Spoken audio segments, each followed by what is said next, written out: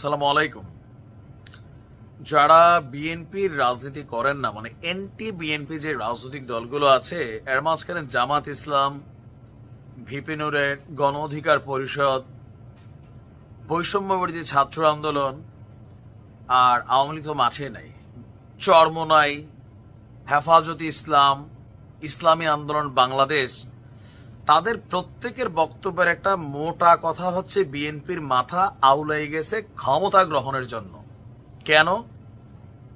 মূল একটা আলোচনা কিন্তু সামনে চলে আসছে, যেটা সরকারের সাথে শুধুমাত্র বিএনপিরই কনফ্লিক্ট, আর বাকি সব দল তারা এক পাত্রে আছে। সেটা হচ্ছে স্থানীয় সরকার নির্বাচন আগে হবে নাকি জাতীয় সংসদ নির্বাচন আগে হবে।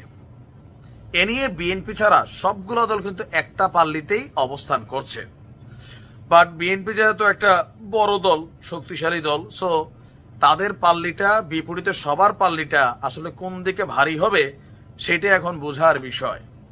অলরেডি ডক্টর মোহাম্মদ ইউনূস একজন কি বলা হয় যে আপনার অক্ষম সরকার প্রধান হিসাবে দেখছে বিএনপি। আজকে বিএনপির স্থায়ী কমিটির সদস্যরা বেশ কিছু বক্তব্য দিয়েছেন, যেগুলো নিয়ে পাল্টা কাউন্টার হচ্ছে। জাতীয় নাগরিক কমিটির একজন মুখপাত্র সামান্তা শারমিন তিনি বলছিলেন 15 বছর যাবৎ যে ক্ষুধা জৈমা আছে, সেই ক্ষুধা নিবারণের জন্য অলরেডি পাগল হয়ে গেছে বিএনপি। বাট বিএনপি বলছে স্থানীয় সরকার নির্বাচন দেওয়ার ক্ষমতা কোনো অন্তর্বর্তীকালীন সরকারের নেই। একটা চ্যালেঞ্জ ছড়ে দিয়েছেন কিন্তু এই সরকারের ক্ষমতা শেখ হাসিনার পালানোর পর থেকে নির্বাচন পর্যন্ত বাংলাদেশকে একটি সুষ্ঠু নির্বাচনের দিকে আপনার ধাবিত করতে হলে নির্বাচিত সরকারের হাতে ক্ষমতা হস্তান্তর করতে হবে। এর বাইরে সরকারের আর কিছু করার ক্ষমতা নেই। এখন আমির খসরু সাহেব জন এই কথা বলছেন, নিশ্চয়ই সংবিধান এবং রীতিনীতি মেনেই তিনি এই তথ্যটা জনগণের সামনে দিয়েছেন। অপরদিকে আমরা দেখছি যে বিএনপির আরো একজন অগ্নি নেত্রী, ওনার নাম হচ্ছে সেলিমা রহমান, খুবই প্রভাবশালী একজন নেত্রী, তিনি আবার খুবই গরম বক্তব্য দিয়েছেন। তিনি বলছেন যে নির্বাচন নিয়ে ষড়যন্ত্র চলছে। একজন বলছে সংস্কার, একজন বলছে স্থানীয় সরকার নির্বাচন, একদল বলছে নির্বাচন। আপনাদের তো স্থানীয় সরকার নির্বাচন করার দায়িত্ব না, আপনারা এটা করতেও পারেন না।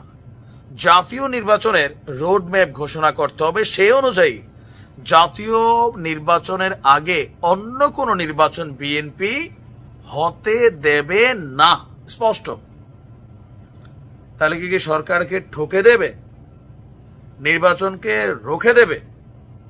দেবে তো দেবে, কিভাবে দেবে? রাজপথে নেমে আন্দোলন করবে? তাহলে তো বৈষম্য বিরোধীরা মাঠে নামবে, জামাত মাঠে নামবে, হেফাজত, চরমোনাই, ইসলামী আন্দোলন, ভিপি নুরের দল, জাতীয় নাগরিক কমিটি, ব্লা ব্লা ব্লা মাঠে নামবে। তাদের সাথে মাঠে থাকবে আইন শৃঙ্খলা বাহিনী। তো কিভাবে আসলে রুখে দেবে? এখন এই নির্বাচন নিয়ে যে অবস্থানটা বিএনপি এবং অন্যদের সাথে কনফ্লিক্ট আছে, কেউ কেউ বলছেন বিএনপির মাথা উলাই গেছে, ভাই এরা পাগল হয়ে গেছে, কোন সময় ক্ষমতায় যাবে, যাইয়া তারপর অনেক কিছু করবে, 15 বছরের ক্ষুধা মিটাবে। এগুলো আমার কথা না, বিভিন্ন জায়গা থেকে যে বক্তব্যগুলো আসছে। বাট বিএনপির বক্তব্য যে না, এদেশে সংস্কারের প্রথম ধাপ জিয়াউর রহমান শুরু করছেন, আর সংস্কার নিয়ে এখন যে কথাগুলো হচ্ছে এগুলো আরো বেশ কয়েক বছর আগে বিএনপি 18 দফা, তারপর হচ্ছে 26 দফা, সর্বশেষ 31 দফা, তারাই সংস্কারের দাবি দিয়েছে। সো তাদের হাতে ক্ষমতা হোক, অন্যের হাতে ক্ষমতা হোক, নির্বাচন দিয়ে দেন, জাতীয় নির্বাচন।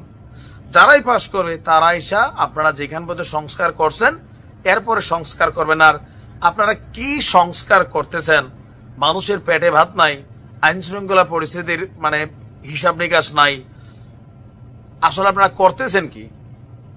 সুতরাং এগুলা সংস্কারের নাম দিয়ে ক্ষমতায় টিকে থাকার চিন্তা ভাবনা বাদ দিয়া সংস্কারের নামে একটা কিংস পার্টি বানানোর জন্য সব আয়োজন বাদ দিয়া আপনারা নির্বাচনটা দেন।